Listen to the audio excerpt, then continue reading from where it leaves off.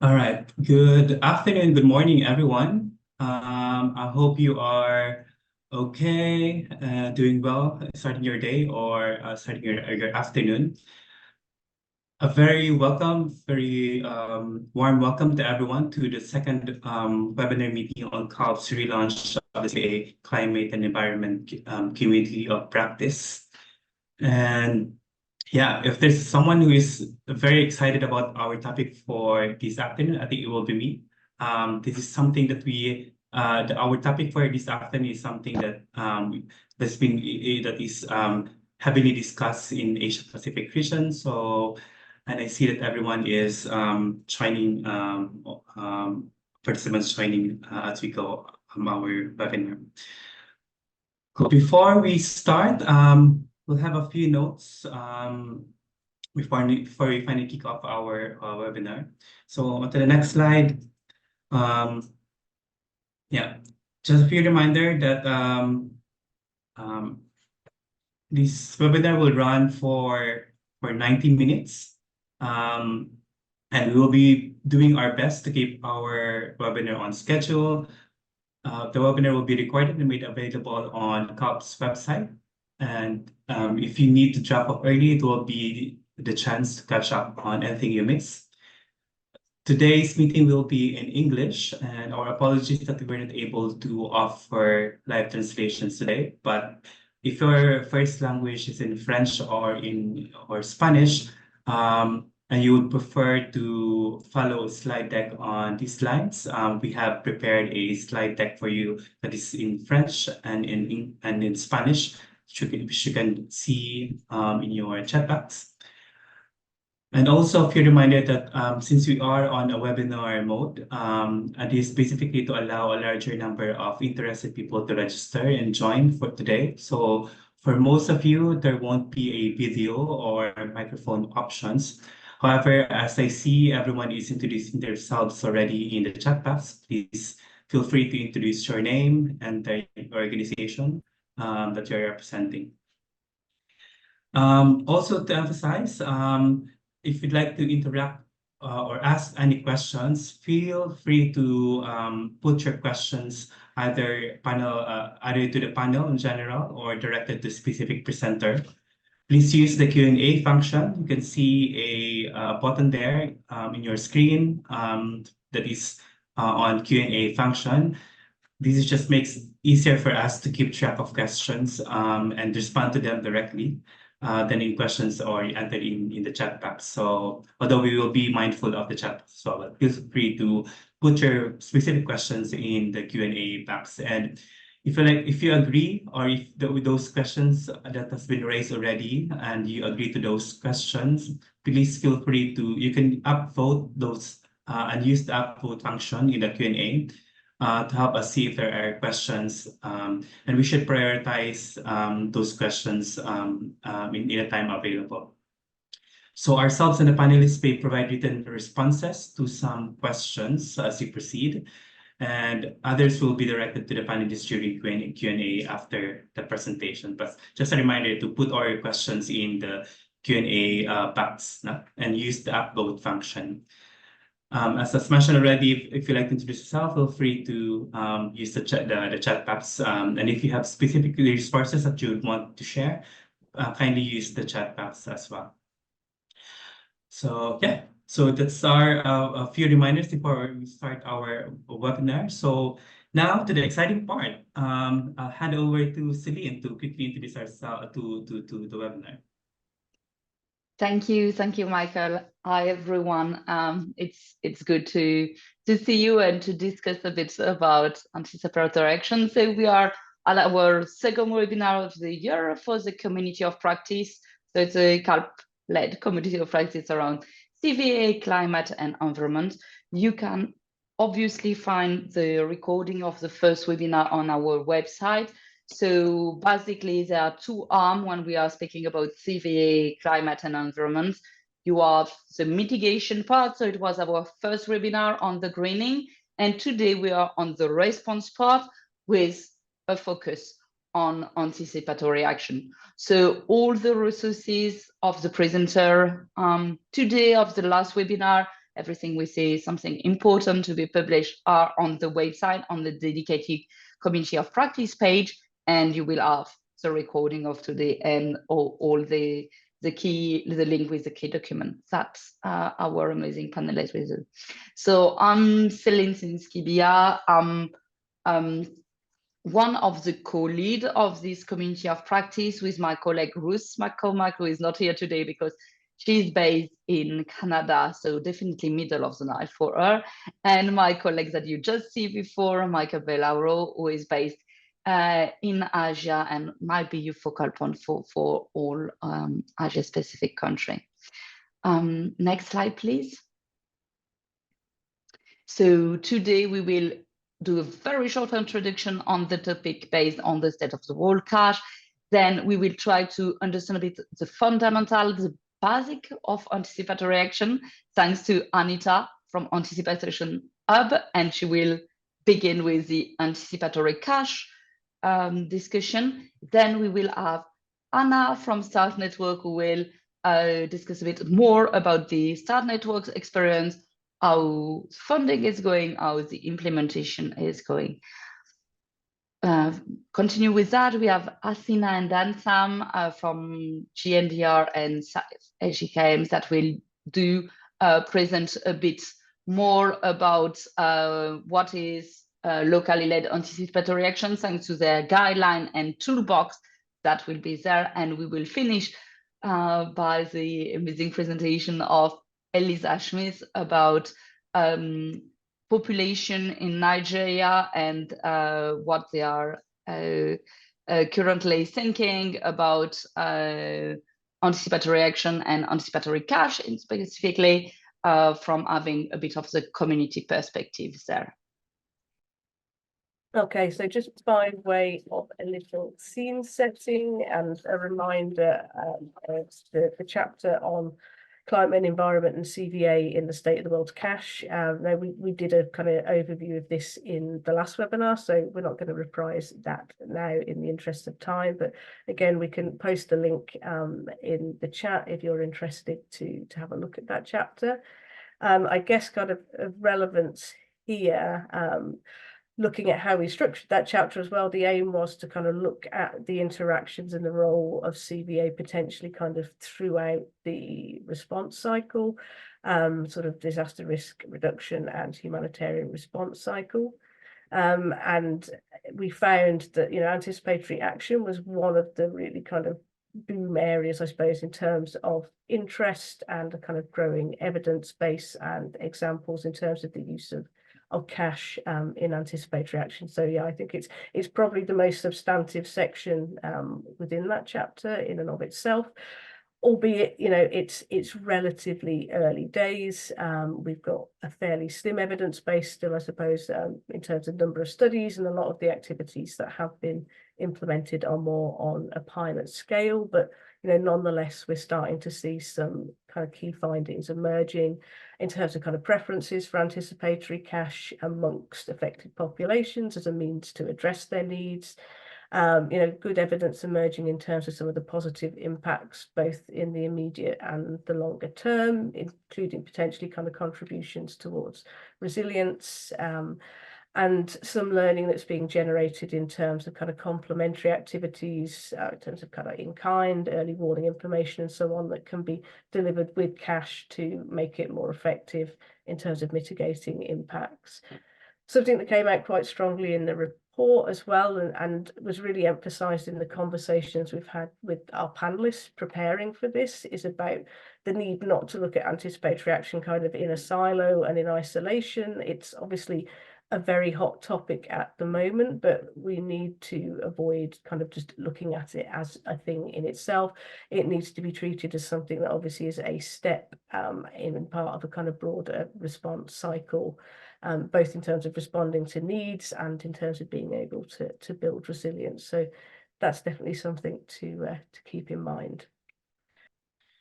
Great. So to kick off our first presenter, so we will have Anita Arba. Anita is currently the Cash and Social Protection Advisor of Anticipatory Hub and also works for the German Red Cross in the Anticipation Union. So over to you, Anita, for your presentation.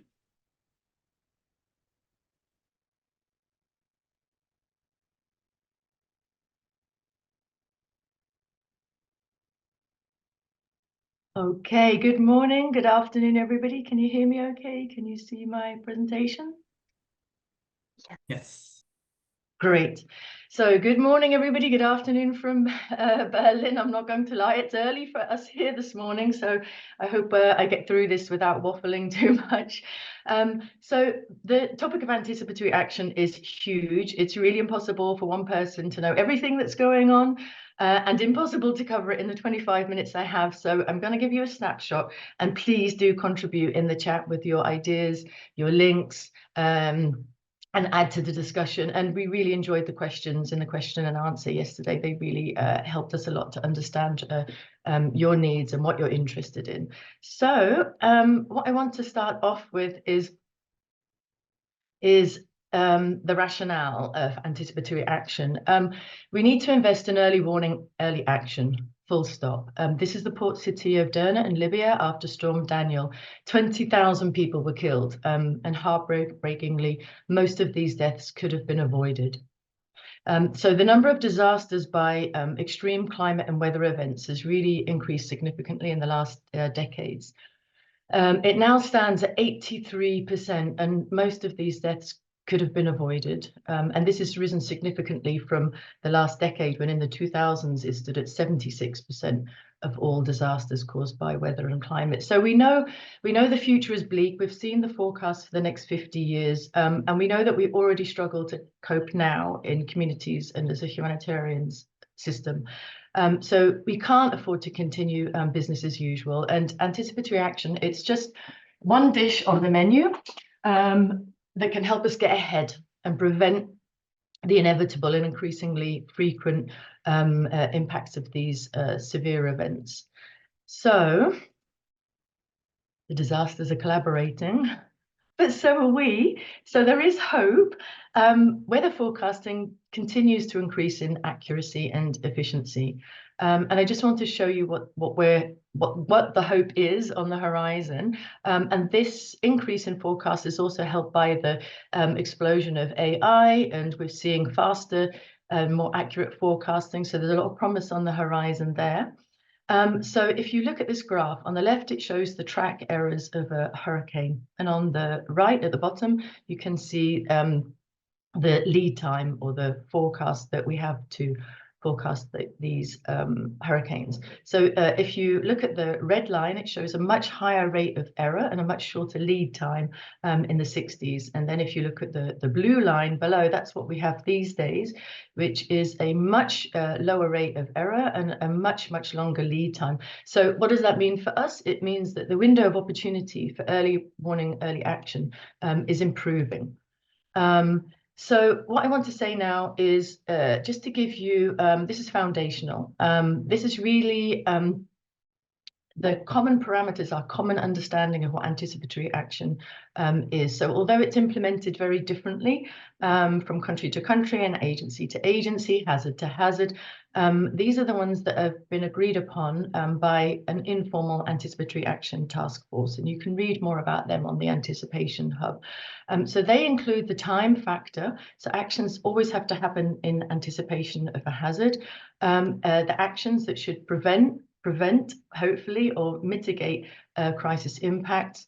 And there should always be a predictive element. So basically, if you can't forecast it, you can't act early. So these three parameters together define anticipatory action. And I just want to include a fourth one, which isn't a common parameter, which isn't a commonly agreed parameter, because not all organizations need, or communities need, to have pre-agreed financing to do anticipatory action. So, for example, communities themselves can take protective measures based on early warning at no or very low cost.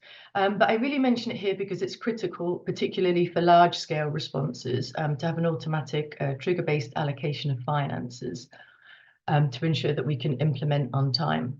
And here, I just want to tell you or remind, most of you, I think, in the call know quite a bit about anticipatory action, is the real aim is after a shock to have reduced humanitarian needs.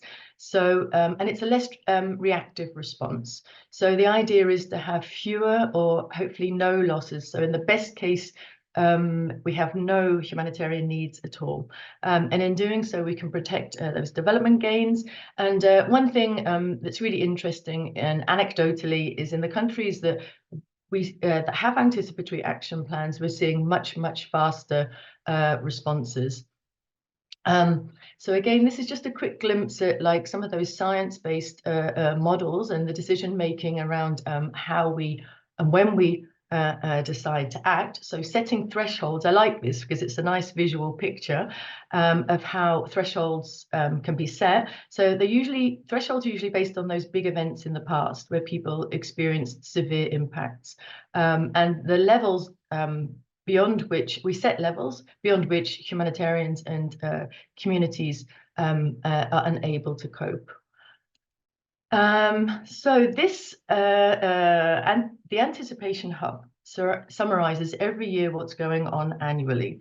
And this is our 2022 overview report. 2023 will be out soon. Nobody's seen it yet, but we will give you a sneak peek today. So you can see in 2022 we had a range of hazards and actors, and the number of countries that are implementing anticipatory action increases by the month. On the Anticipation Hub database, you can search and you can put in a filter by country and by early actions such as cash and by hazard. And we also have a world map where you can go and have a deep dive and by country and find contact persons and so on. So to date, we've largely focused on single hazards. If you look at this graph, you can see the most popular hazard to work on was drought, followed by flood and hurricane. But I just want to let you know the work is being done on compound risk, because as hazards increase in frequency and intensity, we can expect there to be less time to recover in between. And also with multiple hazards happening at once, when they combine, they multiply each other's impacts in unprecedented and unforeseen ways. And that really makes humanitarian response complicated. We have a working group on the Anticipation Hub, so please go to that page, and the links we'll share later if you want to know more. So we're really exploring new hazards all the time, especially the prevention of the impacts of disease outbreak, dengue, cholera, and so on. Anticipating the needs from migration and displacement is one really interesting new hazard that's currently being discussed with a group of hazards in the field, and there should be an outcome report coming out soon on the Anticipation Hub. And for now, you can check the hub for the early action protocol of the Honduran Red Cross on population movement. It was just validated in December, and I believe it's the first such framework in place for this issue. So the different forms that anticipatory action can take. I want to give a quick overview here. It's just an example. Again, it's a fast evolving space. So we have community-based anticipatory action, which has its advantages because the precise location is known, and it allows for like faster responses from communities themselves and can be a part of existing DRR projects, for example. You can embed forecast data in existing projects to adapt them to develop project development gains. And then we have existing humanitarian mechanisms you're probably familiar with by agencies and governments are another form. And just a quick note on how decisions are made to trigger anticipatory action.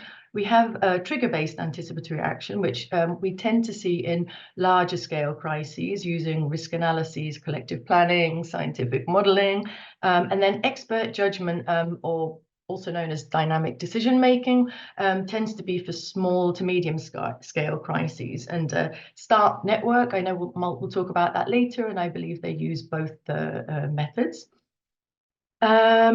very quick note, just to reiterate what was said by CoP earlier, and that is anticipatory action is just a small part of the disaster risk management continuum. It should not replace funding for disaster risk reduction projects.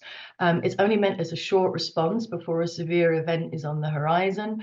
But what is helpful, I would say, is if it's embedded in scenario-based contingency plans. Because there's many situations where anticipatory action is not appropriate and cannot be used. So you need a plan for every eventuality.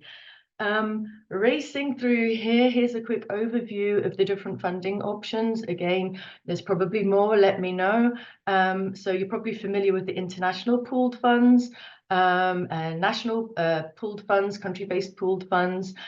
Project finance is available. And community-based funding, for example, through savings groups is being explored, especially with a locally led working group that you can also check out more about on the Hub, and I believe we'll talk about later in the call. And we're also seeing increasing funding from the climate sector. And governments are starting more and more to use their own funding once proof of concept and effectiveness is demonstrated. For example, the Philippines government uses their own funds in 2 provinces to bolster some humanitarian responses. And the Bangladesh government's integration of anticipation into their standing orders on disaster. So to cash. I'm checking, am I on time? Sneak peek at that 2023 report that hasn't yet been unveiled, and it will do soon. So keep an eye on the Anticipation Hub for that. Sign up for our newsletter and you'll receive notification of the launch event. So 2023 saw a huge explosion of new countries, new hazards. In it, you'll find information on the latest trends and developments. We focus on the government-led anticipatory action in this report this year, coming out this year, and these amazing regional and national harmonization efforts and frameworks that are in place. I'll talk more about that later. And we also talk in the report about recommendations about how to expand in future. So more countries, scaling up to reach more people and more hazards. Right, so I want to ask you a quick question. What do you think might be in that report? Answers in the chat. So of the 120 anticipatory action frameworks in place in 2023, which anticipatory action do you think is the most popular? Answers in the chat. Do you think it could be the delivery of chlorine tablets ahead of a forecasted flood, drought-tolerant seeds, cash? What do you think? Let me see if I can get up your answers in the chat.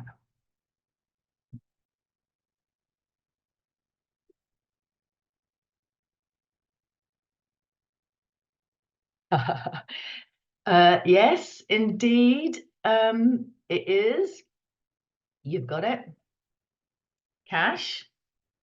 Sneak peek. This is in draft, but from the existing 120 frameworks, 89 include cash, and of the 99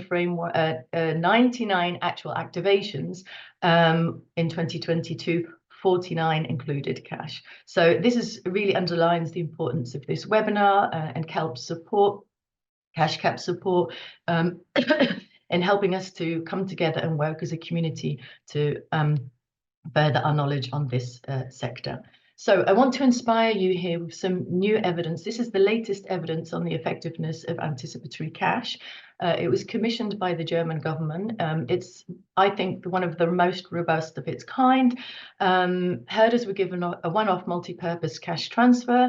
And interestingly, the study group included all the herders in the at-risk areas, so the lower and subsistence farmers and also the wealthier herders. Hopefully the researchers are in this call. There were 4 waves of panel data that were used before the study, so government panel data, and 1 wave of panel data that was collected after the study. And what's interesting is this meant that the data that was collected was not by the implementing agency that gave the cash, so that reduced the bias in the answers. what's super interesting is there were no significant positive effects for the wealthier groups, but extremely positive effects for the lower wealth groups, the subsistence herders, which is good news for us because this is the populations that we tend to target as humanitarians. Not only that, but there were gains, so increases in the herd size, increases in the ability to generate income, and what they concluded was for every dollar invested in anticipatory action, people were able to increase the value of their herd size by 3.5 US dollars, which is really, really incredible. And I think it really adds to that debate on the efficiency of one-off social protection payments ahead of anticipatory action, so that, you know, like a top up to existing low-income households. And what's also very interesting about this study is they really focus on the challenges of collecting robust data. So we have a working group on the Anticipation Hub, a meal working group, and later, hopefully in the next couple of months, we'll bring the researchers together with this working group, and we'll really look at those challenges in data collection and talk more about the findings there. So watch this space. Right, so this is just one example of a mechanism to implement anticipatory action. It's implemented very differently from country to country, so this is just an example. Most of you are familiar with cash preparedness, so I won't talk about that. And cash feasibility can happen at different points in the analysis process, but I would really argue to have that done very early on, especially as we know that cash tends to be a preferred modality of communities. One thing I want to really highlight from experiences in operations, and really please take this into consideration from the very beginning if you're new to anticipatory action, and that is to factor in a simulation from the very, very beginning when you're talking to authorities and communities. It's part of your design, should be part of your anticipatory cash design. So it's so important because this collaborative design process allows you to pre-agree everything with the key stakeholders, and especially internally as well. Everything from the transfer value, communication on the early warning, if it's with or without cash, verification processes, and simulation is really critical, especially when those lead times are very, very short. But moreover, it really gets stakeholders familiar with that language, you know, of the trigger, and it gets them really familiar with their roles and responsibilities. We'll look at activities in the readiness phase or the pre-activation phase later. I just want to say a note here that the readiness phase has a slightly different language. Humanitarians define readiness slightly differently. So you have some that use readiness that's trigger-based, and it's used within this pre-activation window, this lead time window between a slightly less accurate forecast and the actual trigger, a more accurate forecast. And some humanitarians use it without a trigger to define that kind of seasonal preparedness each year that you need to do to prepare for an act. So onto some examples in flood. I love this piece of work from the Asia Pacific region, so kudos to any of you that were involved in the call. They did a really comprehensive pre-crisis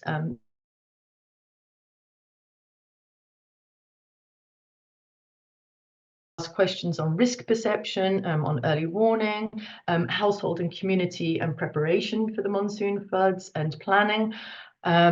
And one of the results was this unified cash framework, in which you can see planning around anticipatory cash and response cash. And they had two scenarios. So one is without anticipatory cash, which I think is really important because there are instances when anticipatory action isn't possible, and that should be planned for.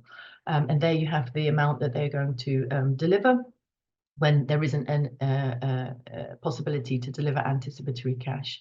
And they have a second scenario, which is the package that's delivered with anticipatory cash. And what I think is interesting to see is that the community level anticipatory actions start earlier than the household level delivery of cash plus services and so on.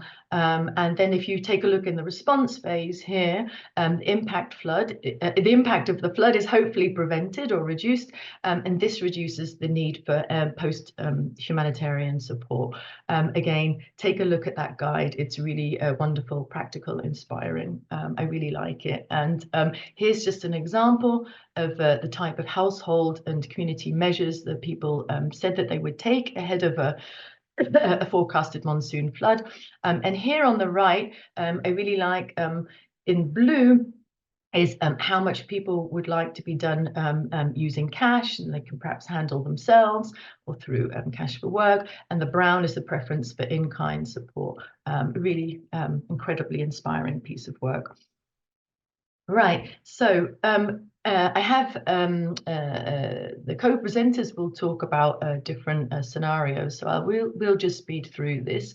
But just to say, the next two slides, this slide is just a few examples of the kind of community-based or household cash for work that can be done.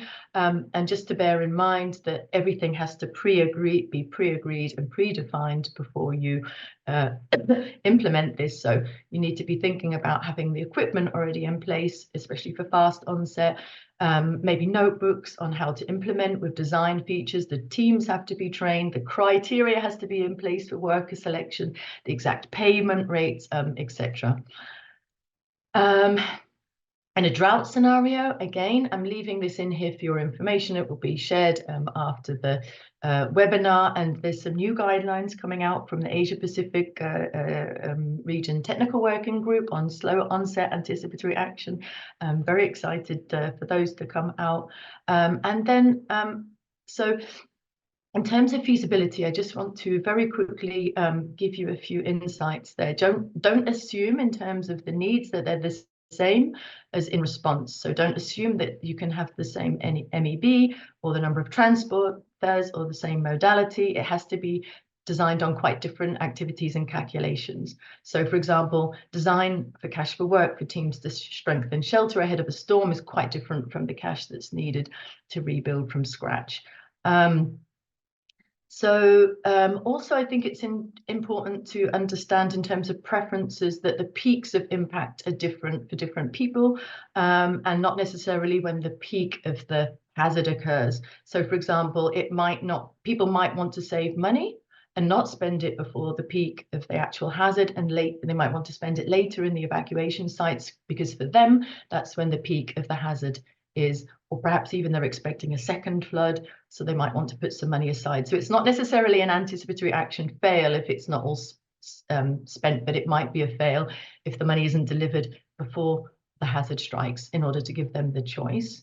And then a little bit on markets and financial service providers, really think about what they do, how they behave in a hazard. What do they do when they get an early warning? Do they evacuate? Are they able to adapt? Do they need support themselves to evacuate? For example, in the Philippines, we evacuate traders and their goods with populations. Excuse me. And for example, we saw in Bangladesh, in the post office, they have shortened early working hours. In a heat wave, you need to consider things like this. And I would just say, in terms of capacity, test, simulate. It's really, really helpful. Then I would just quickly talk about some design considerations.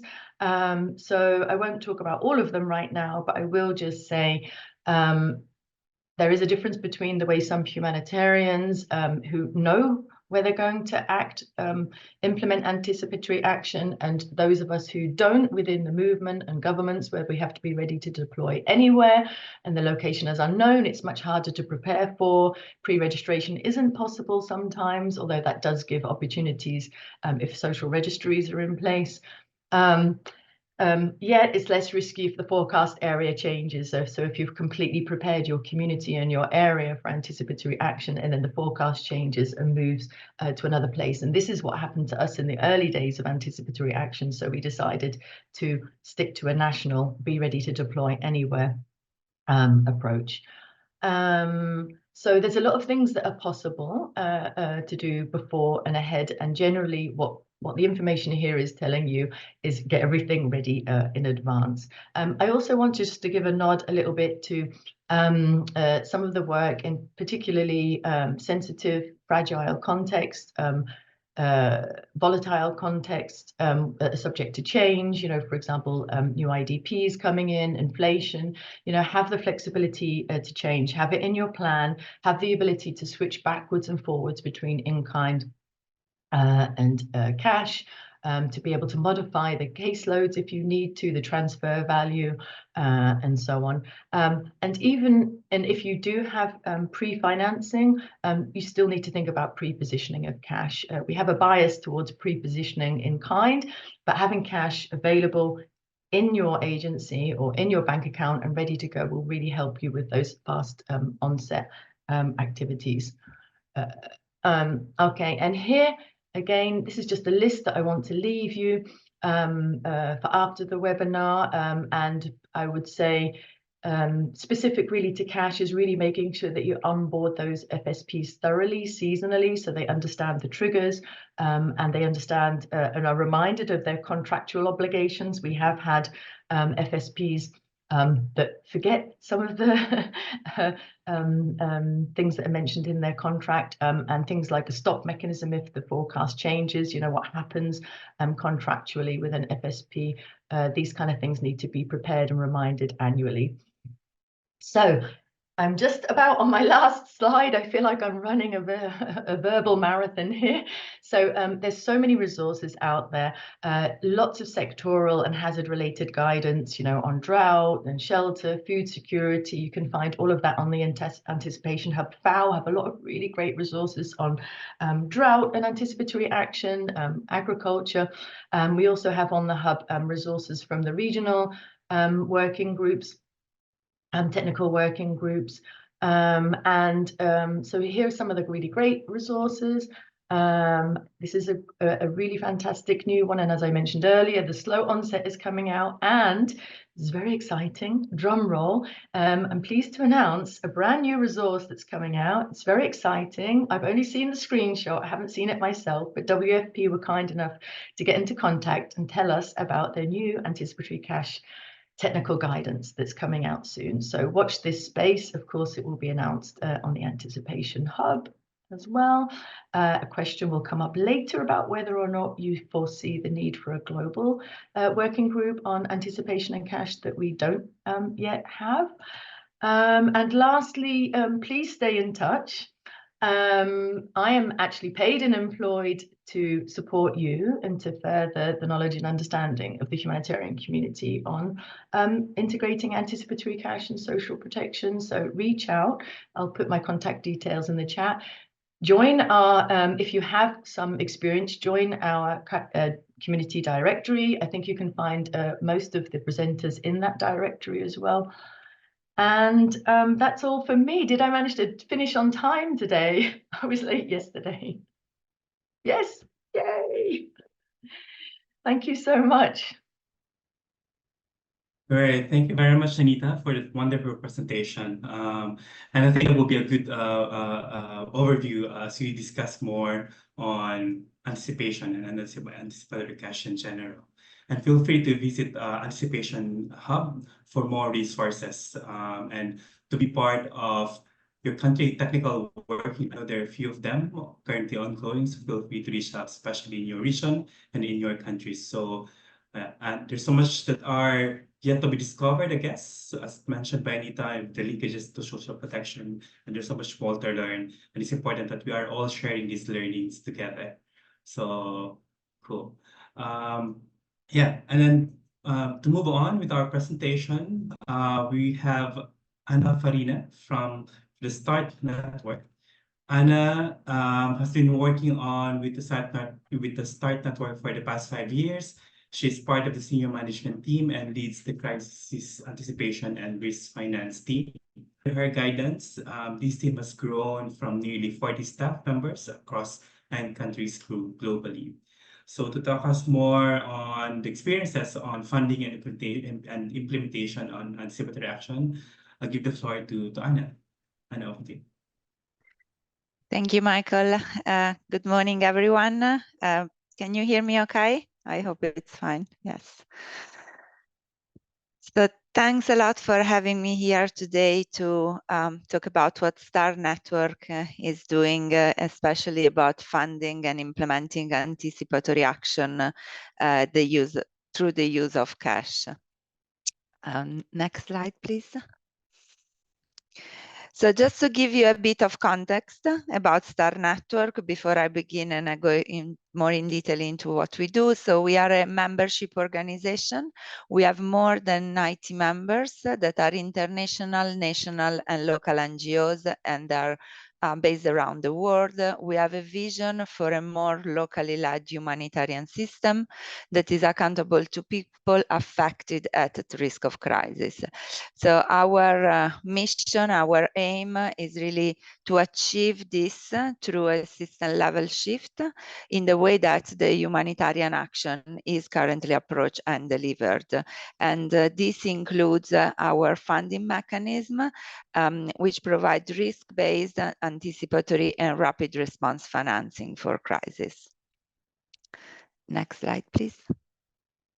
So I'm not going to spend a lot of time on this slide because Anita already gave a very comprehensive explanation about anticipatory action, but it's just like a quick snapshot of how we see anticipatory action essential in the humanitarian system to basically flatten the needs curve, the shock that any crisis can create. As you can see, so we have on the left, the traditional response scenario, on the right, the anticipatory action scenario.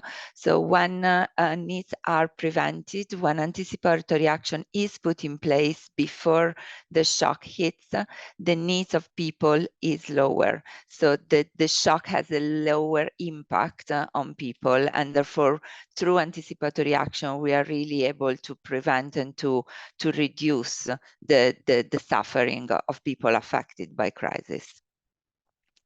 Next slide, please. So how does STAR Network basically work in anticipation of crisis? We have two main funding mechanisms that we are using. One is STAR Fund and one is STAR Ready. STAR Fund is like our well-known, very old, I would say, not old, but I mean, it has been around for a long time. It's in the 10 years anniversary this year.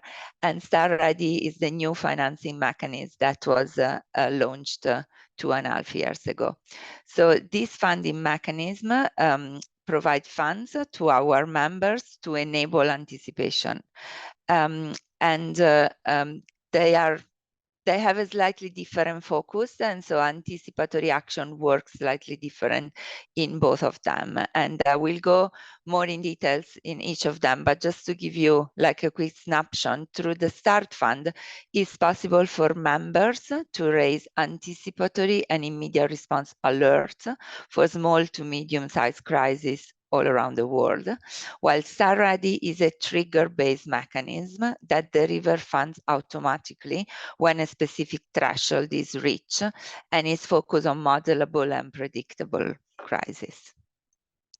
Next slide, please. So talking about STAR Fund first.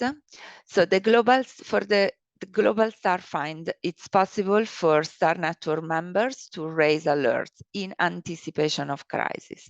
So rather than activating when a specific trigger is met, like STAR Ready does, this approach allows more flexibility for anticipatory action because members can use forecasts or prediction about the impact that the event can generate, and at that point can raise an alert to start network.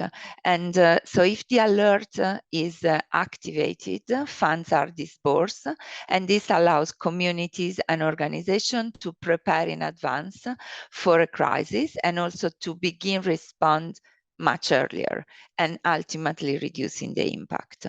So the STAR Fund is open to all type of crises where anticipation is is doable. And so we had anticipatory action alerts raised for floods, for heat wave, for cold wave, for conflict and displacement, disease outbreak, drought, volcanic activity, and tropical cyclone. In 2023, 21% of STAR funds alert have been raised in anticipation of crisis, and we can see a growing trend through the years, which is really very encouraging. If we move to the next slide, please. So this is a Start Ready. So Start Ready is a different mechanism. First of all, it's a pool fund. So it pools risks across the world in many different countries. At the moment, we have 11 risks across 8 different countries. So it's a multi-donor pool fund that with the mechanism of pooling risk across the world allows the money that are in the pool to be stretched, because not all this risk will happen every year. So we can allocate basically more money than what we have sitting on the pool based on a specific non-default rate. How does it work? It needs more preparation compared to Star Fund. So first of all, the funds, as I said, are pre-positioned. Then we need, in the different countries, the disaster risk finance system to be built, to be constructed by members. And this means to have a parametric model that monitor a specific risk through the season and have pre-agreed plans for intervention. So in this way, when the model that is prepared triggers, so when a specific threshold is achieved, the mechanism delivers funds automatically. The amount of funds had already pre-agreed, and the moment that the funds are delivered, the operational plan that had been put in place are immediately implemented. So members' organization already know how to work, where to work, what to do. They work in coordination. Sometimes, I mean, most of the times they work also in coordination with national and local governments in order for this implementation to happen very quickly ahead of the impact of the crisis. Obviously, because in some cases, the number of days that we have available is very short. The interventions start in anticipation with some activities delivered in anticipation and then continue through the happening or in the immediate aftermath of the crisis. Just because anticipatory action is part of a continuum of intervention that happened through the humanitarian crisis. Next slide, please. So this slide sorry, shows you pool 3. So I said that Start Ready was launched about 3 years ago. So we raised our first pool in May 2022, our second pool in May 2023, and we are now at the end of the second pool. So you can see throughout the second pool, we had about 7.3 million pound, and these 7.3 million pound were allocated to 11 different risks in 7 different countries. Start Ready also had some layers. So there is what we call national reserves, which is a part of the money that are given without the need of a specific trigger to happen, but they are allocated to the different countries for the different risks and can be used by members in preparedness. So they don't need to wait for a trigger to happen. They can use this money to basically prepare to be ready to act in anticipation. And then when the trigger happens, the big chunk of money is delivered for them to implement anticipatory action. We are now in the process to launch Pool 3 that will have at the beginning about 8 million, but there is a second window during the course of the year. So we hope to achieve a higher amount of funds as part of Pool 3. Pool 3 will be launched in May, and there will be 2 additional risks that will be included in the pool. So I would say the strength of this mechanism is that more risks are included, more diversified risks are included across many more countries, the more we can stretch the money and so provide more funding to those risks that are going to trigger. Next slide, please. Okay, now I'm going to give you like a couple of case study on how Star Ready has triggered during pool 2 and how cash was used. So the first one is the activation of Star Ready in July 2023, 23 July 2023, for Typhoon Egay that was in the Philippines. So we had a model studying the path of the cyclone and the intensity. So Star Ready triggered twice in this case. So the first time it triggered on a low intensity scale and a certain amount of money was delivered. And then it triggered again on the 27th of July for a very high scenario. So basically the typhoon intensified and therefore it breached a higher threshold for more funds to be disbursed. So when we deliver these funds, Humanity and Inclusion was the leader of the consortium that implemented a series of anticipatory action and also early response activities. And part of this was distribution of cash. So we supported 28,000 individuals in the Cagayan municipality, where the cyclone first made landfall. We distributed cash to households to allow them to prepare for the immediate needs that the typhoon would have created. Because the all disaster risk finance activities were planned in advance. So the delivery of the cash and the implementation of the activities was already planned. And so it happened in a very organized and efficient way. And member reports that also through this preparation, they managed to establish very good relationship with local governments because how the planning process happened, and this enabled much more efficient humanitarian action. Next slide, please.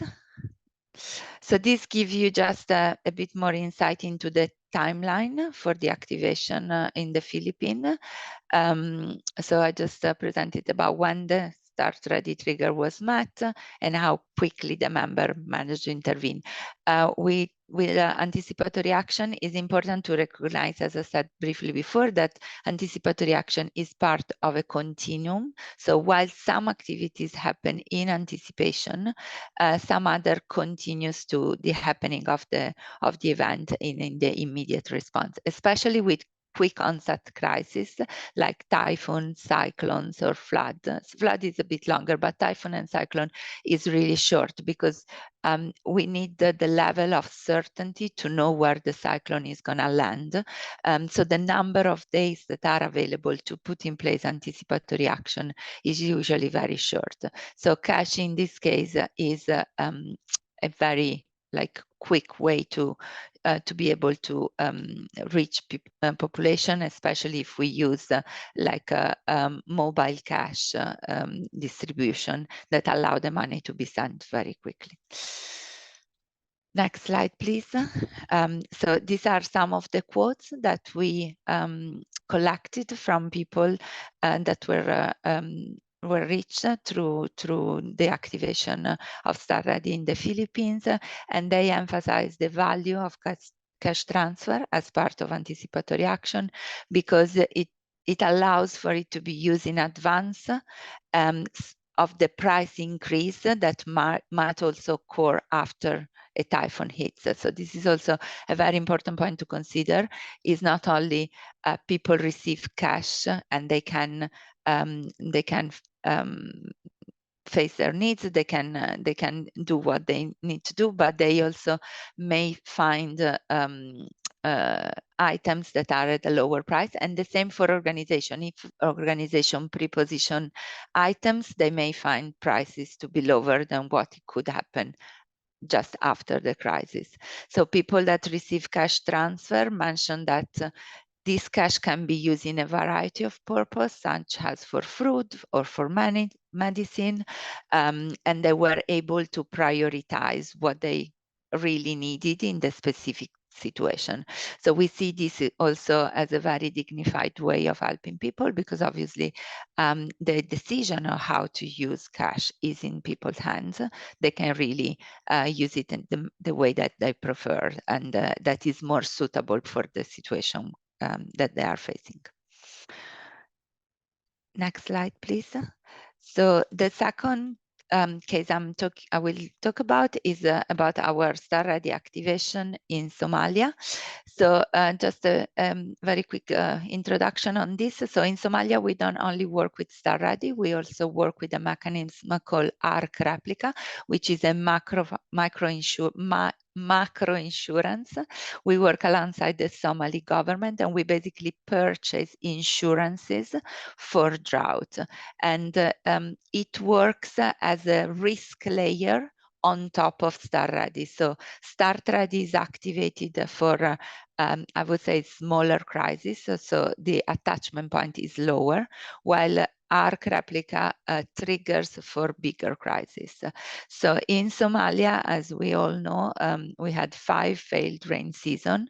So it was identified that more than 8.3 million people were at risk of severe food insecurity. This was, I'm talking about early 2023. So in January 2023, Start Ready activated and disbursed £700,000. And this was coupled with ARC Replica insurance, because also the insurance trigger, and we had a payout of nearly $3.4 million.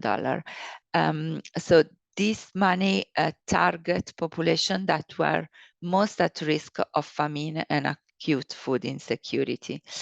Obviously, there was a prolonged crisis in Somalia, and there were also compounded crises. And this meant that the effect of the in another poor rain season would be felt by the communities, not only the April to June period, but also later on. So it was an intervention of a crisis that was already there, and it prevented basically the situation of people to become even more acute. So this funding enabled actors who were already working to provide humanitarian assistance in those areas to scale up the effort to support the displaced community with a special attention to at-risk population that were at risk of famine and acute food insecurity. Next slide, please. So this is the sorry, Anna, very quickly, you are way over time. Okay, sorry. So this is what we've done. 51,000 people were reached in 3 months. It was distributed $120 per household with mobile cash transfer. Again, this is very popular in Somalia. Cash can be distributed through mobile very quickly, and 99% of the people that participated to the post-distribution monitor responded that the mobile delivery of cash was safe and very easy to use. So the impacts reported on food consumption was very positive. So this proved that the intervention in this case was successful. And this was my last slide. Thank you, and sorry for going a bit over time. That's okay. Thank you very much, Anya, for your presentation. And it's good to learn how to start funds, the funds, especially making different the lives, especially of those people that you're serving. And yeah, talking about communities that we are serving, our next presenters will be talking about locally led response now. Where does the community really sits into this framework and into the future? And so we will have a presentation from Dansam Uma. So DENSAM works with the global network of civil society organization for disaster reduction as a project officer, has supported and coordinated with the implementation of local leadership and global impact project. DENSAM is a development practitioner with experience cutting across climate change and disaster risk reduction. And after DENSAM, we will also have presentation from Hasina Rasafin Draputo. Hasina is an economist of development and specializes in community development, disaster risk reduction, and resilience. And she is involved in advocacy related to local action to better support the most vulnerable communities and involvement of youth in development activities. So we'll have a presentation first from DENSAM. Over to you. Thank you. I hope you can hear me loud and clear. Yes, it's perfect. Go Okay, ahead. fine. So my name is DENSAM. I work for Loud and clear. Sure. I work for GNDR, a network of civil society organizations. We work together to strengthen the capacity of CSOs. We listen to communities most at risk, and we advocate for risk-informed development as well as championing localization. Next slide, please. So I'll make a presentation about the locally led anticipatory action guide and toolkit, after which Hasina will make a presentation on the practical aspect of anticipatory action from her experiences with SAP FJKM in Madagascar. This was an output from the local leadership for global impact project implemented between 2021 and 2023 in Southern Africa by 3 partners, SAP FJKM in Madagascar, CAD in Malawi, and CIDIS in Mozambique. The project was implemented jointly between GNDR and DKH, particularly DKH, the Southern Africa office in Maputo, and the project was funded by BMZ. Next slide, please. So this locally led anticipatory action guide and toolkit is available on our website first in English, French, Spanish, and Portuguese. So people can access it in various language options. Next slide, please. So the purpose of this guide, I'll just provide a snapshot of the guide. It's a long one, so I won't be able to, of course, present the whole guide in less than 5 minutes. So just a brief. So the purpose of this guide is to support CSOs who we work with to engage communities and other actors, as well as structures at the local level, so that they can play a central role in planning and establishing local mechanisms for anticipatory action. The focus here is the mechanisms at the local level. So the guide was developed with CSOs engaged in locally led anticipatory action, as I mentioned, in Southern Africa, CAD in Malawi, CIDIS in Mozambique, and SAP FJKM in Madagascar, and is based on learning from applying anticipatory action in collaboration with other local actors for tropical cyclones. The focus here was on tropical cyclones and flooding events that took place within Madagascar, Mozambique, and Malawi between 2021 and 2023. And the guide also draws on learning from Kenya, anticipatory action for electoral violence. There has been, of course, a cycle of electoral violence here in Kenya, where I'm based. Next slide. So the 3 approaches applied in locally led anticipatory action from the project, and of course highlighted in the guide, are community-led early action, locally led early action, and enhanced participatory contingency planning. Hasina will shed more light into this during her presentation. Next slide. So embedded in the guide are 14 downloadable tools, of course, to support CSOs. These tools are just to support CSOs as they conduct and, of course, do anticipatory action with the communities. So we have a tool on gap and policy analysis, technical working groups, of course, early action protocol, early action. We have tools on micro grant management, since we are talking about cash here. So we have a tool in that guide specifically that highlights to the CSOs how they can, of course, manage the micro grants. Then there is a tool on sharing and capturing lessons learned. Then there is a tool on capturing the impact stories. Is a template. How do the CSOs, of course, capture the impact stories from the communities that they're working with? Then there's a final tool on roundtable guidance, how the CSOs can, of course, coordinate and bring forth different stakeholders, be it local government, national government, regional actors, of course, to have a discussion around anticipatory action. Next slide. So, of course, we've also highlighted a few limitations on the guide.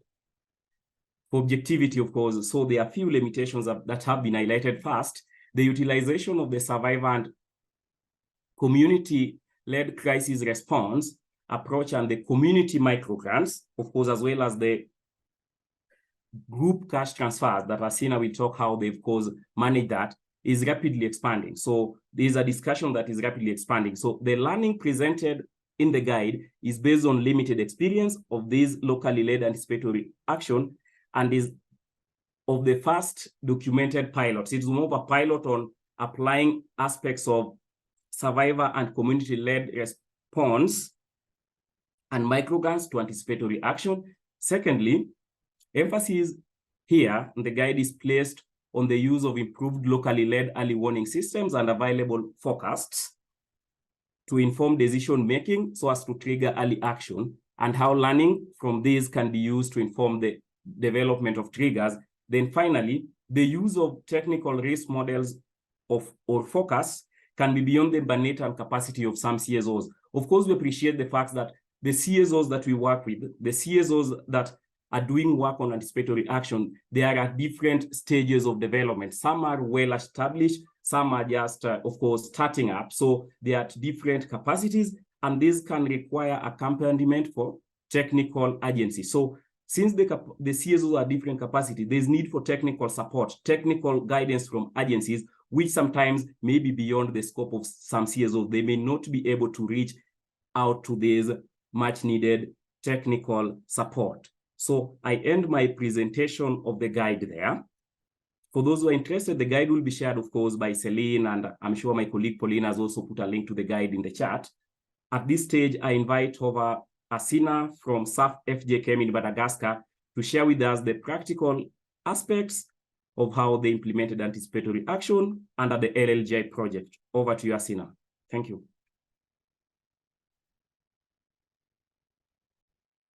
So thank you very much, Shanta. Can you hear me well? Okay, great. So my sharing may be more focused on the our experiences related to the local leadership for global impact project that has been implemented in Madagascar, where we had the experiences and where we had the guide developed together. Next slide, please. Yes. So our experiences was based to the according to an overview of the context in Madagascar, as a first country is supposed to climate change, the second sensitive country, according to a report from UNCC.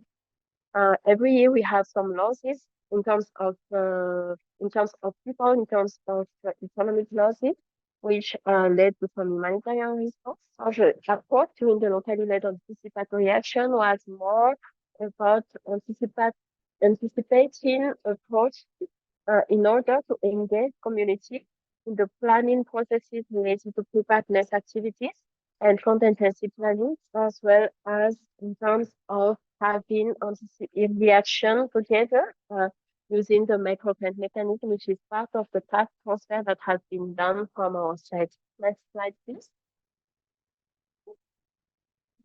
So on a brief overview on how and why we have chosen this approach, it has already been explained by Anticipation Hub earlier, but it is mostly on to reduce the impact of the shock of events, especially in terms of like reduce the reactive response and having more the community to be harmonized and to be engaged in the community in the processes of preparedness activities as well as anticipatory action.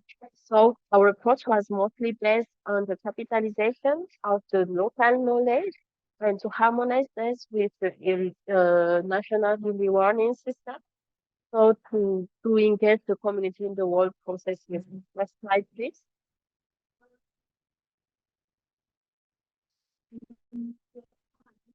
Okay, great.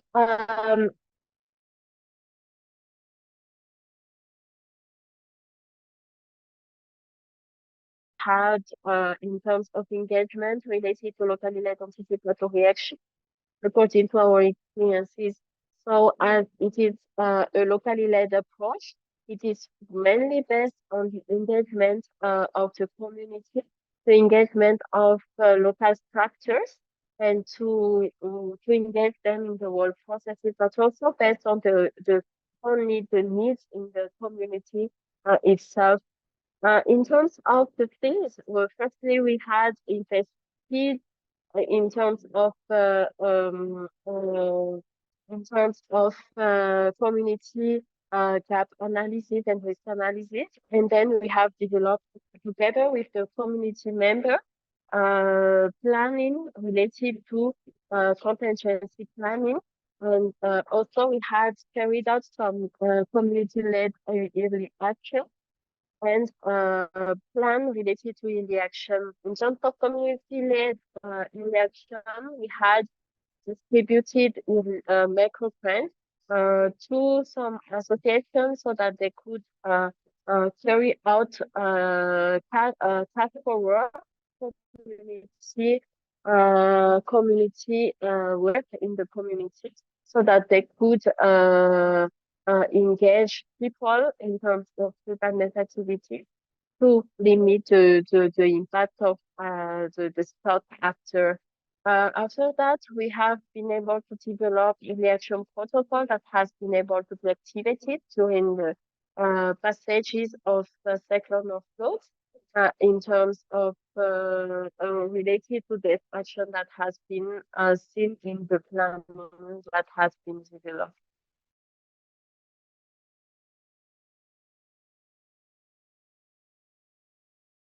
Especially the approach collaboration between those people in the local level with the national level. Next slide, please.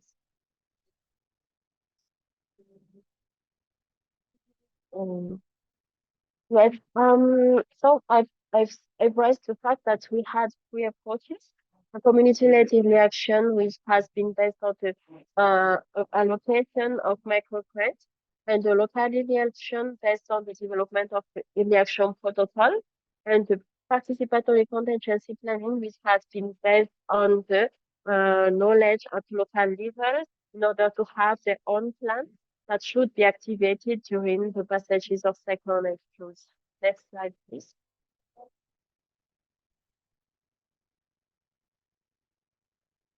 So one approach that we have in terms of use of cash was this microgrant mechanism. The microgrant mechanism consists to allocate funds to community to allow them to take action related to community-led planning, including tech reaction and to respond quickly to the new issues arising during crises, like crisis modifier. In terms of processes, we have engaged in information we have raised information to the community and the needs from need assessment related to the need, how to allocate the funds to the community. We have evaluated, they have been able to establish some micro projects, and we have been able to evaluate this micro project after and chooses the group of the community group transfer where we could allocate the funds together and empower them on how really to implement this early action. Yes. So the fund was the kind of repositioned fund to the community to take action from their side, to take pre-financing of projects in terms of preparedness and the early action from their side. Next slide, please.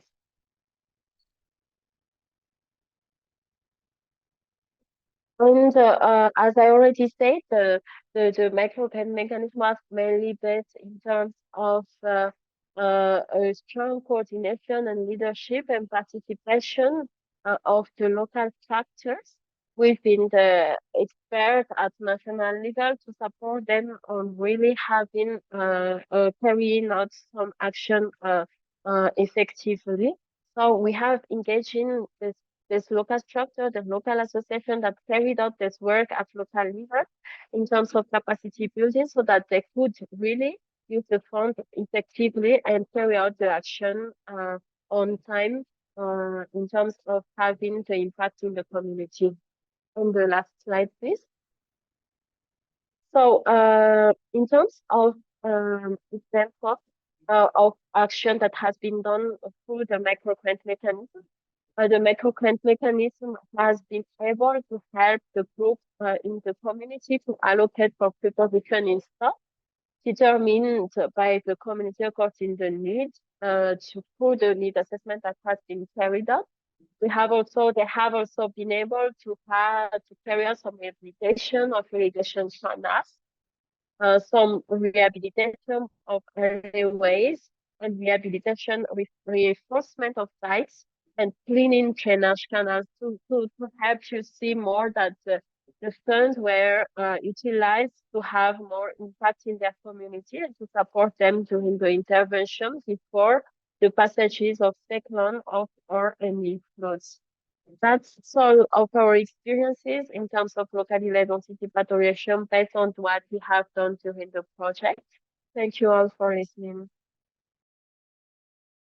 Great. Thank you very much, Hasina, and then some for your person. I think it's really good to hear that the guidance from GNDR exists, and there are those guidance on local and anticipatory action that is ready and available to be used for anyone who is practicing anticipatory action.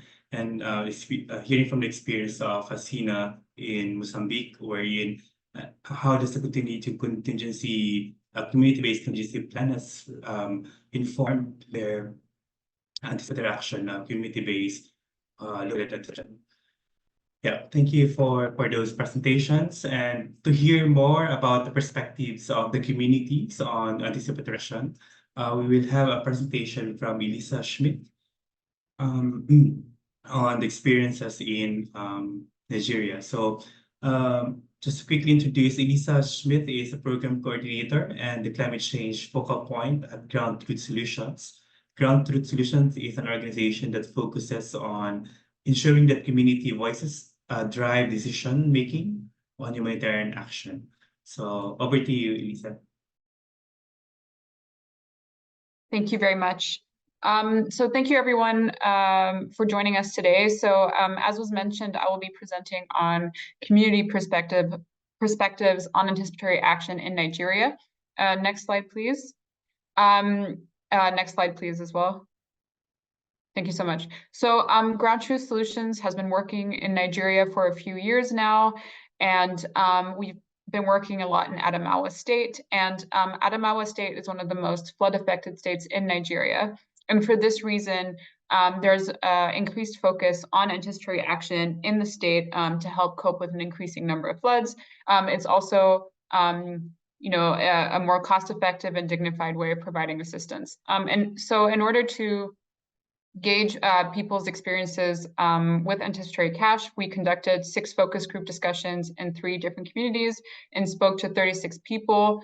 Out of this 36 people, we spoke to 14 direct anticipatory cash recipients. And I say direct because what we found out during the focus groups is that the cash tended to be shared with members of the community. And so everyone who was in the focus group benefited in some way from the anticipatory cash program. Next slide, please. And just some more background information. People receive between 45,000 and 300,000 naira, but most people who had received anticipatory cash received about 195,000 naira. I haven't included what that is the equivalent in US dollars because the value has decreased over time due to inflation, and so it really depended on when people had received it, and most participants received cash in hand. Thank you. Next slide, please. And so from the people we spoke to, so some received anticipatory cash and others received cash post flood, so a traditional cash response. We know from our background research that the people that were direct recipients of anticipatory cash received it a month before the flood approximately, but then when we asked people, there were some differences in terms of the timeline. So people mentioned receiving it between 1 or 3 months before the flood. Yeah, so we determining the timeline was a bit tricky. Next slide, please. Thank you. So just some key findings. So overall, everyone agreed that anticipatory cash was very helpful for minimizing the impacts of floods. So that was exactly the aim of it. And the way that people used the cash was to stockpile food and also early harvesting. Some people also used it to buy materials to reinforce their homes and protect them against flood damage. This was very much appreciated as people were mentioning that they face damage to their homes on a yearly basis during the flood season. Others also use the cash to invest in agricultural implements for irrigation farming, which starts in October. And then, like I had mentioned before, the cash was often shared with family members, friends, and neighbors, so they could also cover their urgent needs before the flood. So it was very much something that had a communal benefit. Next slide, please. One of the key things that they mentioned is that information sharing was key for effective anticipatory action. So when the anticipatory cash program was being implemented, recipients received advice from aid organizations on how to spend the cash to help reduce the impacts of floods. And so they mentioned that it should be used to invest in farming equipment. It was meant to cover basic needs such as food and medicine and building materials. And it was also meant to benefit the whole household and shared with relatives, neighbors, and friends who had not received the cash directly. And so this was exactly how the money was used. So when we spoke to people, they mentioned that this was really essential to ensure that the funds were used effectively in preparation for the flood and not spent recklessly. This is something we heard from everyone that we spoke to pretty much. The men especially found the advice particularly helpful. They were specifically told that the cash should not be used for marriage, and that was something that they found very helpful. And we have a quote here from a man who says that without the information and sensitization, the majority of us men would have wasted the money on things that I will not be proud to mention here. And so for them, it was really essential to have this advice, and for the women as well, but just that this really stood out, especially in the focus group with men. Next slide, please. They also talked a lot about the importance of weather forecasts and early warning to ensure that everyone can take the right precautionary measures. So they mentioned receiving weather forecasts and early warning information through radio, social media, community leaders, religious leaders, national and state authorities, volunteers, and friends and relatives who live closer to the riverbank. And they receive a variety of information from these different sources, including when the rains will come, how heavy they will be, river levels, the locations most at risk, and when evacuations are advised, and also information on the best time to plant or harvest their crops before the floods arrive. And this was really seen as something essential to take precautionary measures on time and to reduce loss of life and livestock. And people really saw the difference as the information became more readily available. They have loss of life and livestock is increasingly rare, and it has meant that the losses they face are primarily farm produce and collapsed buildings, but loss of life and livestock has reduced significantly. Next slide, please.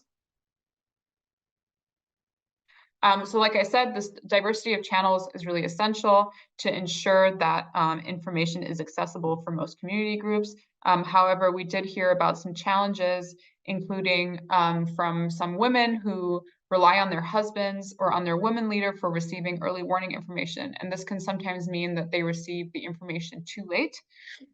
We also heard from a man with hearing impairment who also faces difficulties in accessing early warning information directly, which can also cause delays in receiving urgent information, especially when it comes to, when evacuations are advised. And we also heard that despite clear warnings, there were still community members who could not afford to evacuate or take other precautionary measures. As you may know, there is currently an inflation crisis happening in Nigeria. And so for a lot of people, the cash that they had received could not go as far as they would have wanted. And so many prioritized their emergency needs like food and then could not use it for other things like evacuations, for instance. Next slide, please.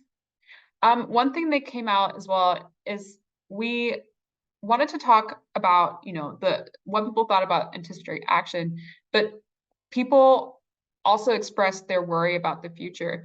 And so, like I mentioned before, there's an inflation crisis happening at the moment, and this is weighing heavily on people's minds, including other chronic needs, such as chronic food insecurity, for instance. And so what they said was, of course, anticipatory cash assistance or emergency cash assistance will always be beneficial when you're in communities that are facing chronic needs. But this, they still call for longer-term solutions that can increase their families' well-being in the face of infrastructure shortfalls, conflict, and the climate crisis. So as panelists mentioned, anticipatory action should not reduce funding for longer-term disaster risk reduction and climate change adaptation interventions. And farmers, for instance, were especially vocal about the urgent need to switch to dry season farming due to more frequent floods and growing food insecurity. They are very well aware of the risks of farming on lowlands and farming during the rainy season, but they cannot afford alternative options. And so for them, it is incredibly important to receive the right type of support in order to allow them to do this. Next slide, please. Thank you. So what they said is actually what they need is more regular cash assistance to help them set up businesses, buy farming equipment to switch to dry season farming permanently, and to send their children to school. They also call for more in-kind assistance, especially during times of high inflation, as they see this as more helpful. They'd be able to, it'd be easier for them to switch to dry season farming, so they'd like to receive fertilizer, seeds, bags for grain storage, etc. Also, roofing material to strengthen their homes. They also want practical trainings on flood prevention, climate smart agriculture, and financial management. And they say, the people who had received in-kind assistance and trainings on climate change, flood prevention, alternative farming practices, etc., said it helped them feel a lot more knowledgeable about their environment and more resilient to future disasters. So it really is a combination of different types of assistance that people appreciate. Next slide, please. And just maybe a final thing before I wrap up is that people really want to be more engaged in the decision-making process around humanitarian assistance, or whether, or in terms of any assistance that they receive.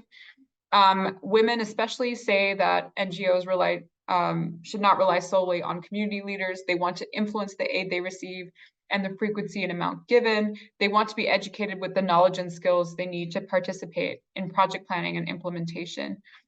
Many said that when they were registering to receive cash assistance, they didn't know what they were registering for, or what it was meant to support them with, and they really wanted to understand more how this was done. And they also really want to understand how recipient selection is done. This was something that came out as a big information need. Next slide, please. And then in terms of the perspective from men, so they also would like to be more involved in the decision-making process and think community participation can be improved. They also had similar feedback in terms of, having more information on the aid that they will receive and why and when.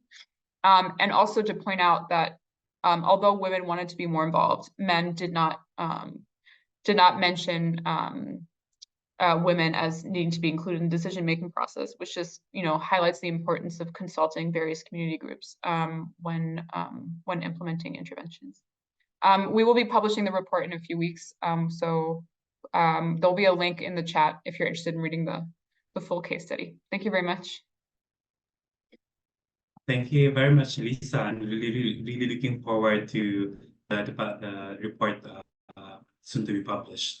But I think it's really good to hear the point on that people really wanted to be engaged in the decision-making process. It's important for us to really consider those, especially the design processes on anticipatory action. Yeah, so yeah, over to Celine.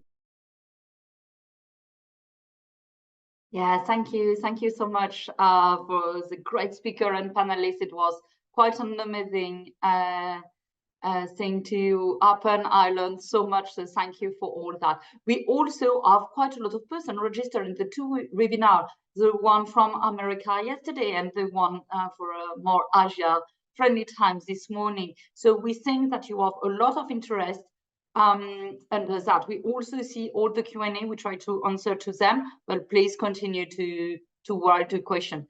You have a link on the chat, or you can scan the QR code.